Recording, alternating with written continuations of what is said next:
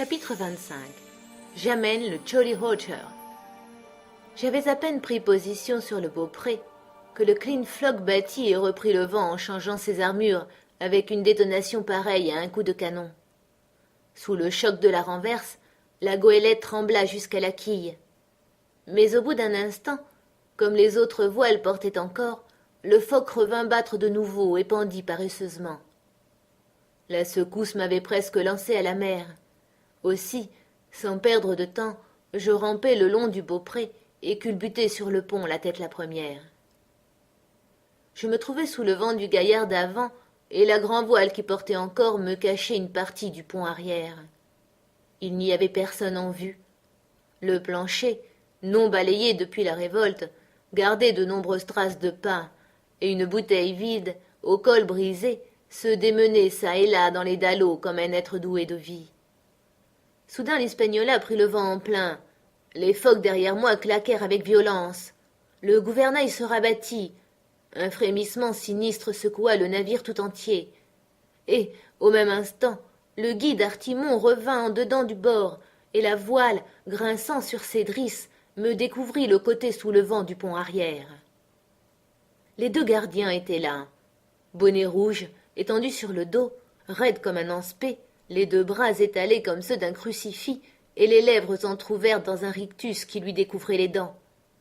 Israel Hands, à côté au bastingage, le menton sur la poitrine, les mains ouvertes à plat devant lui sur le pont, et le visage sous son hâle aussi blanc qu'une chandelle de suie.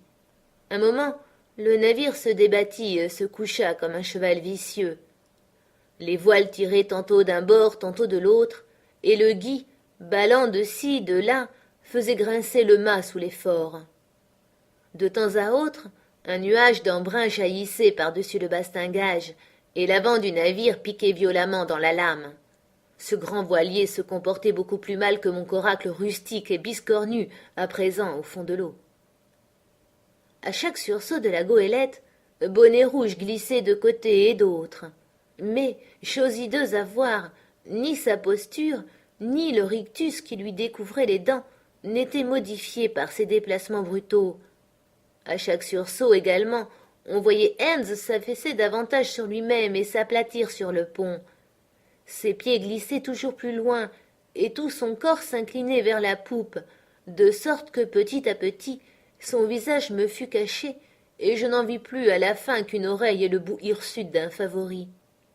À ce moment, je remarquai autour d'eux des taches de sang sur le plancher, et commençai à croire que les deux ivrognes s'étaient massacrés l'un l'autre dans leur fureur homicide.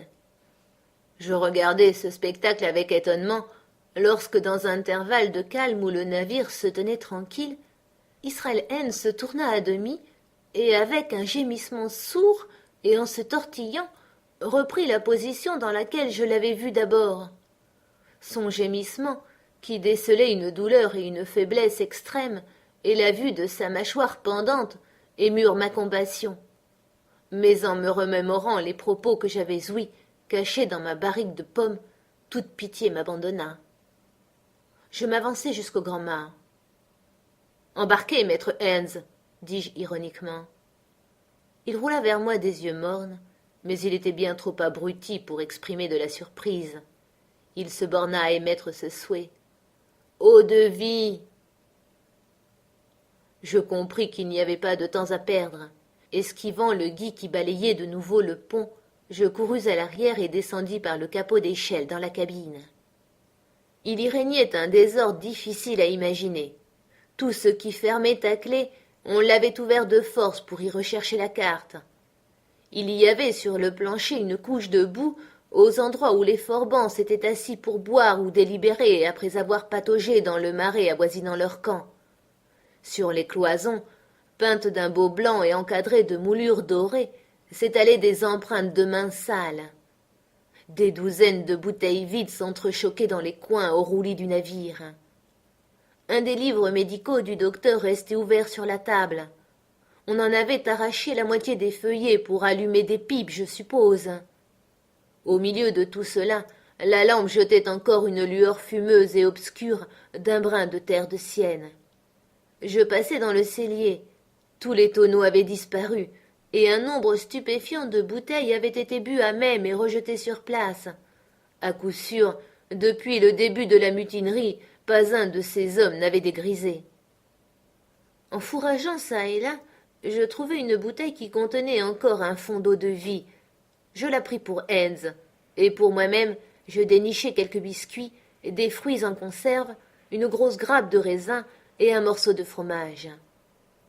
Muni de ces provisions, je regagnai le pont, déposai ma réserve à moi derrière la tête du gouvernail, et sans passer à portée du quartier-maître, gagnai l'avant où je bus à la citerne une longue et délicieuse goulée d'eau. Alors, mais pas avant, je passai à Hans son eau-de-vie. Il en but bien un quart de pinte avant de retirer la bouteille de sa bouche. « Ah, crétonnaire, j'en avais besoin !» fit-il. Pour moi, assis dans mon coin, j'avais déjà commencé à manger. « Fort blessé ?» lui demandai-je. Il grogna, ou je devrais plutôt dire, il aboya. Si ce docteur était à bord, je serais remis sur pied en un rien de temps, mais je n'ai pas de chance, vois-tu, moi, et c'est ça qui me désole. Quant à ce sagouin-là, il est mort et bien mort, ajouta-t-il en désignant l'homme au bonnet rouge. Ce n'était pas un marin d'ailleurs. Et d'où diantre peux-tu bien sortir? Je suis venu à bord pour prendre possession de ce navire, maître Hans, et jusqu'à nouvel ordre, vous êtes prié de me considérer comme votre capitaine. Il me regarda non sans amertume, mais ne dit mot. Un peu de couleur lui était revenue aux joues, bien qu'il parût encore très défait, et qu'il continuât à glisser et retomber selon les oscillations du navire. « À propos, continuai-je, je ne veux pas de ce pavillon, maître Hans, et avec votre permission, je m'en vais l'amener. Mieux vaut rien du tout que celui-là. » Et esquivant de nouveau le gui, je courus aux drisses de pavillon et amenai ce maudit drapeau noir que je lançai par-dessus bord. « Dieu protège le roi !» m'exclamai-je en agitant mon bonnet. « C'en est fini du capitaine Silver !» Il m'observait attentivement, mais à la dérobée et sans lever le menton de sa poitrine. « J'ai idée, dit-il enfin, j'ai idée, capitaine Hawkins, que tu aimerais bien aller à terre maintenant. Nous causons, veux-tu ?» Mais oui, répliquai-je très volontiers. Maître Hans, dites toujours. Et je me remis à manger de bon appétit. Cet homme, commença-t-il, avec un faible signe de tête vers le cadavre, il s'appelait O'Brien, un brute d'Irlandais. Cet homme et moi avons mis les voiles dans l'intention de ramener le navire. Eh bien, maintenant qu'il est mort, lui est bien mort. Je ne vois pas qui va faire la manœuvre sur ce bâtiment. Si je ne te donne pas quelques conseils, tu n'en seras pas capable. Voilà ce que je veux dire. Eh bien, voici. Tu me donneras nourriture et boisson, et un vieux foulard ou un mouchoir pour bander ma blessure, hein? Et je t'indiquerai la manœuvre. C'est une proposition bien carrée, je suppose. Je vous annonce une chose, répliquai-je, c'est que je ne retourne pas au mouillage du capitaine Kidd. Je veux aller dans la baie du Nord, et nous échouer là tranquillement. J'en étais sûr, s'écria-t-il. Au fond, tu sais, je ne suis pas tellement en douille. Je me rends compte, pas vrai. J'ai tenté mon coup, eh bien j'ai perdu, et c'est toi qui as le dessus. La baie du Nord? Soit, je n'ai pas le choix, moi. Je t'aiderai à nous amener jusqu'au quai des Potences, crétonnaire. C'est positif. La proposition ne me parut pas dénuée de sens. Nous conclûmes le marché sur le champ. 3 minutes plus tard, l'Hispaniola voguait paisiblement vent arrière et longeait la côte de l'île au Trésor. J'avais bon espoir de doubler sa pointe nord avant midi et de louvoyer ensuite jusqu'à la baie du Nord avant la marée haute, afin de nous échouer en paix et d'attendre que la marée descendante nous permît de débarquer. J'amarrai alors la barre et descendis chercher dans mon coffre personnel un mouchoir de soie fine donné par ma mère. Je m'en servis pour aider Hans à bander la large blessure saignante qu'il avait reçue à la cuisse.